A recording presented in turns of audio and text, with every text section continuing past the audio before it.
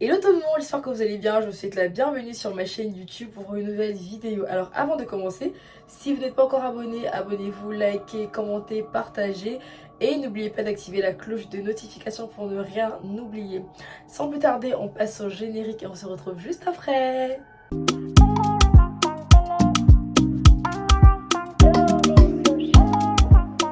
Nouvelle story time débloquée. Dans mes souvenirs, je me suis rappelé en fait que j'avais un camarade à l'école primaire. J'étais encore en classe de CM1, donc entre le cours élémentaire 2 et le cours moyen 1. J'avais un camarade, il s'appelait Victor. Donc Victor était très intelligent et surtout fort en mathématiques.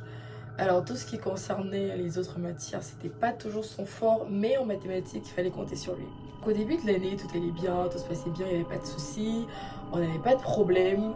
Nous sommes allés en vacances, je pense que c'était après le premier semestre. Nous sommes partis en vacances, c'était un truc de 2 semaines, et nous sommes revenus. Lorsque nous sommes revenus, c'est vrai qu'on constatait en fait que Victor avait un petit peu changé dans la mesure où il n'était plus si jovial que ça. Il nous avait fait comprendre en fait qu'il avait perdu un membre de sa famille.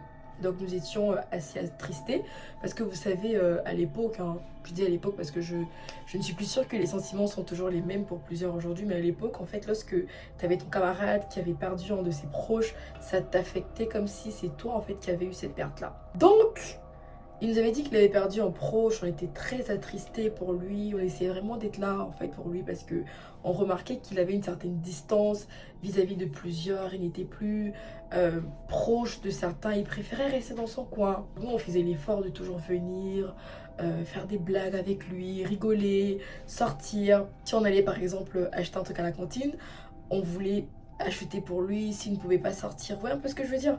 Donc on essayait vraiment d'être là pour lui au maximum. Avant qu'il ne passe par cette situation-là, c'est quelqu'un qui était toujours là pour mettre de la joie autour de lui, faire des blagues, rigoler avec tout le monde, taquiner tout le monde. Vous voyez ce que je veux dire? Donc ce qui fait en sorte qu'une fois que vous remarquez que la personne change de comportement, vous vous demandez mais en fait qu'est-ce qui s'est passé dans sa vie? Et ça vous intrigue parce que vous voyez en fait un changement brusque en l'espace de même pas un mois en fait. Du coup, on essayait de parler avec lui, d'essayer de creuser, mais voilà, on remarquait qu'il cachait quand même quelque chose. Il ne voulait pas forcément trop parler, trop s'exprimer là-dessus par rapport à ce qu'il ressentait. Donc on ne voulait pas non plus pousser le bouchon trop loin. On le laissait tomber sans forcément vouloir forcer les choses. Petit à petit, avec le temps, il essayait de revenir vers nous. Il essayait de reprendre ses marques, si on peut le dire ainsi. Il revenait en lui. Alors, ce qui s'est passé, c'est quoi? C'est qu'un jour, un vendredi, vous savez, généralement au pays, les vendredis, c'est les jours de ménage. Donc, on nettoie la classe, on balaye, voilà, on arrange vraiment tout, les bancs et autres. On a fini de faire le ménage et on est resté bavarder un petit peu. On est resté bavarder un petit peu avant de partir, avant que chacun ne rentre chez lui. Il y a d'autres qui prenaient le car pour rentrer, il y a d'autres qui marchaient à pied parce qu'il habitait pas loin et autres. Donc on est là, on bavarde, et le mec, tout à coup, il s'énerve. On parlait normalement, et Victor, tout à coup, il est en mode non, lâchez-moi, lâchez-moi, vous me connaissez pas, lâchez-moi, lâchez-moi. Et genre, il commence à serrer ses poings comme ça. Et nous, on regardait en mode, mais qu'est-ce qu'il nous fait? Parce que nous, on se disait que, mais en fait, c'est sûr qu'il est en train de faire une blague. C'est sûr que le mec, il est en train de rigoler. Lâchez-moi, lâchez-moi. Et genre, il ferme les yeux.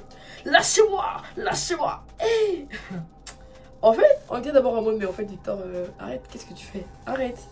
Et genre, au bout de 2 minutes, vu que le gars, il continuait, on s'est dit que, mais en fait, là, ça doit être sérieux. Il avait son sac à dos, il a balancé son sac, je sais pas où il l'a jeté, il a balancé son sac de côté, mais vraiment avec une force. Mais je vous dis, moi toute skinny à l'époque, bon je suis toujours skinny, hein, mais j'étais beaucoup plus skinny que maintenant. Je me suis décalée très vite parce que j'ai dit, faut pas que je passe à travers le balcon, on sait jamais. Donc je me suis décalée et d'autres camarades sont allés appeler notre maître à l'époque. On va l'appeler Monsieur Hector. Donc monsieur Hector arrive, il dit mais en fait qu'est-ce qui va pas, qu'est-ce qu'il y a, pourquoi vous êtes encore là, pourquoi vous n'êtes pas encore rentré, il est déjà 16h30, bientôt 17h, rentrez chez vous en fait les enfants. Et du coup on dit mais en fait monsieur c'est Victor, il y a un problème. Il demande mais Victor il y a quoi? On dit monsieur montez s'il vous plaît. Et vous connaissez les maîtres à l'époque, il dit ouais mais vous n'êtes pas monter pour rien sinon je vais vous chicoter, les enfants si vous me fatiguez et tout et tout. Donc il monte et il constate ce qui se passe. Et lui aussi, il est... En fait, vous sentez que le monsieur aussi, il a un peu peur. Mais il peut pas vous montrer que lui-même, il est un petit peu craintif. Donc il dit, sortez, sortez de la salle, allez appeler la directrice et tout et tout. Donc ils ont appelé la directrice, enfin on a appelé la directrice, elle est montée et ils étaient dans la salle avec lui. Donc ils ont fermé la salle de classe. On va dire 3 professeurs également sont montés. Donc on avait, bon, je dis professeur parce que voilà, habitué au langage universitaire, mais les maîtres et les maîtresses sont montés. Ils étaient en tout 5 dans la classe. Et il y avait un de nos maîtres qui était initié et qui a dit qu'il allait le calmer. Bon, on ne sait pas vraiment ce qui s'est passé, on ne sait pas ce qu'il a fait, mais il a réussi à le calmer. Donc, peu de temps après, Victor sort avec tous les professeurs et ensuite la directrice a appelé sa maman. Donc, nous, on voulait savoir ce qui se passait, ce qui n'allait pas. Donc, nous sommes restés jusqu'au bout, on lui posait des questions, mais en même temps, on avait peur. On se disait, bon, faut pas qu'on pose trop de questions, il peut nous lancer une gifle ici, on ne sait pas. Sa maman est venue 1 heure après, on est resté là, je crois qu'on était quitté ce jour-là peut-être à 17h30, 18h, hein, franchement. On est resté là, et puis sa maman, elle parlait avec les maîtres et autres. Et après, ils sont rentrés. 2 semaines après, Victor était absent à l'école. Qu'est-ce qui se passe? On n'avait pas forcément moyen de l'appeler, vous voyez. Je sais pas si j'avais déjà un téléphone portable, peut-être, mais j'avais pas son contact. Donc on n'avait pas... Non, j'avais pas encore de téléphone portable. C'est en 6e que j'ai eu mon premier téléphone. Donc j'avais pas moyen de l'appeler. On demandait juste au maître, mais qu'est-ce qui va pas? Qu'est-ce qu'il y a? Et notre maître nous a juste dit non, apparemment, on a appelé sa maman et nous a fait comprendre qu'elle est en train de le soigner. Ok. Ok. Bon, on pouvait pas faire grand chose, hein. On se limitait juste aux explications que nous avions. Le gars, il revient après.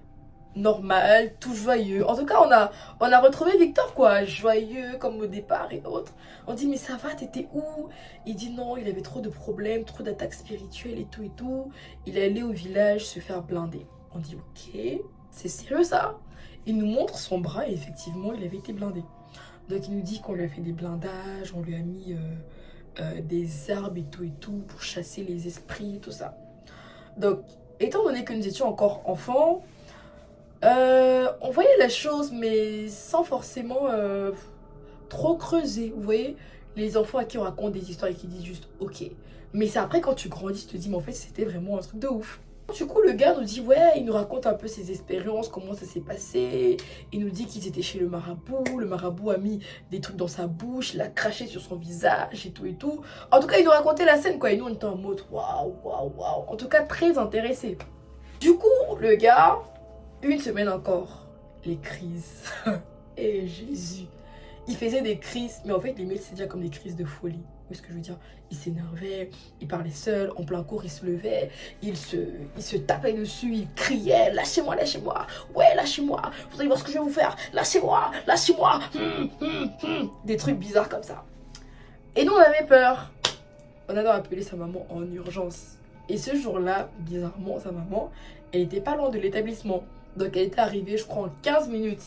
Elle a récupéré, ils sont partis. Et je crois qu'il est revenu encore 3 jours après. Et lorsqu'il revient 3 jours après, des rumeurs courent que Victor a un serpent dans le dos. Je dis, mais c'est quoi cette histoire-là? Qu'est-ce que vous racontez aux gens en fait? Quel serpent? Comment quelqu'un peut avoir un serpent dans le dos? On me dit, mais oui, il a un serpent dans le dos. Je dis, c'est des histoires. Je voulais voir, mais j'avais peur.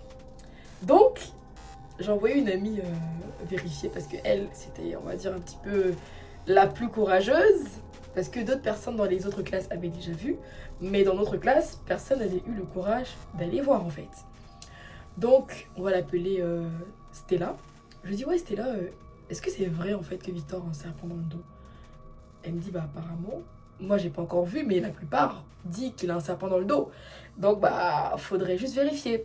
Je dis, bah vas-y, vérifie, tu nous dis. Elle me dit, ouais, mais pourquoi c'est moi que tu envoies? Je dis, bah vas-y, en fait, va voir. Tu dis toujours que t'es la plus courageuse, donc vas-y.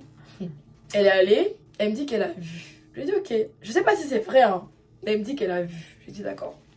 Donc ce jour-là, Victor et moi, nous sommes rentrés avec une autre pote à moi. On rentre et puis on s'est arrêté chez notre pote en question. Il dit qu'il veut boire de l'eau et tout. Que depuis qu'il est rentré avec son protecteur, donc son serpent du coup, il a toujours besoin de boire beaucoup d'eau. Que parfois, lui, il est rassasié, Mais si son protecteur qui est dans son dos réclame de l'eau à boire, il doit boire de l'eau. Donc lorsqu'il boit de l'eau, ce n'est pas forcément pour lui, mais c'est aussi pour son protecteur, son serpent. Et du coup, moi, j'étais en mode, mais vraiment, ce gars, il raconte des histoires. C'était dans ma tête, hein.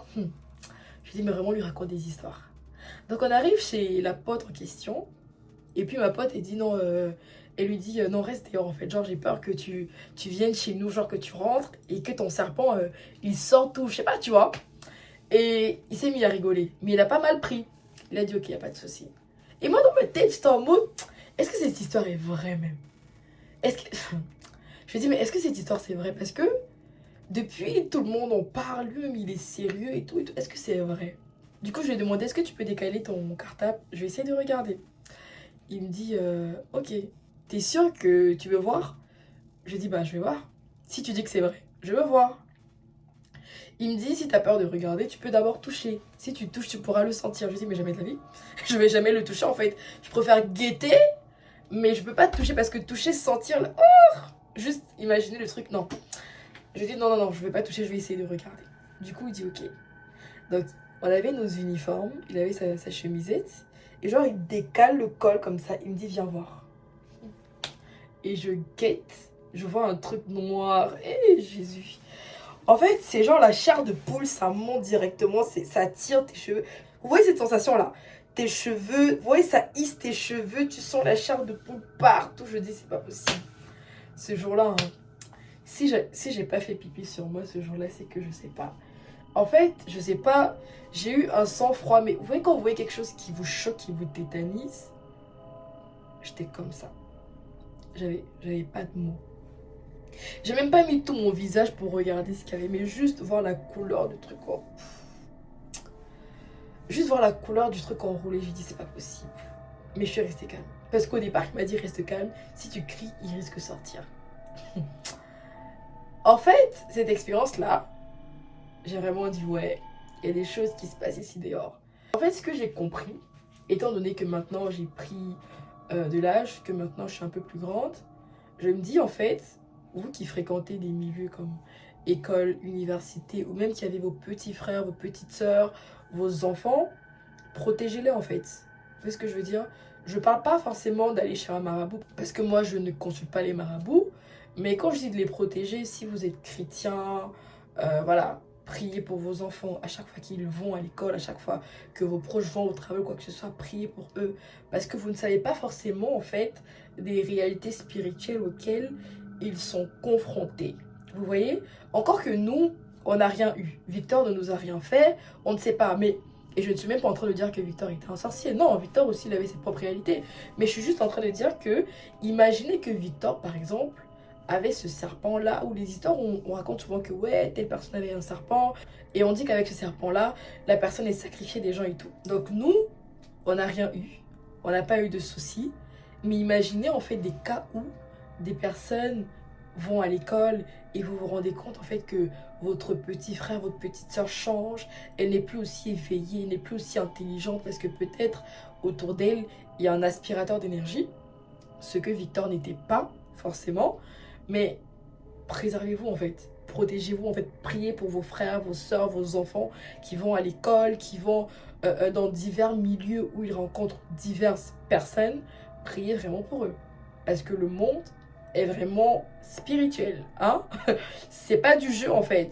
Nous encore à ce moment-là, j'étais petite et je me rappelle même, j'avais même pas raconté cette histoire-là à ma grand-mère à l'époque parce que je crois que si je lui avais raconté ça, peut-être elle aurait pris certaines précautions. Juste pour vous dire en fait, parlez avec vos enfants, parlez avec vos frères, vos sœurs et priez beaucoup, beaucoup pour eux. Parce que le monde dans lequel on est, c'est un monde spirituel. Voici la fin de mon histoire. J'espère que vous avez aimé. C'était une histoire courte. Voilà, story time courte.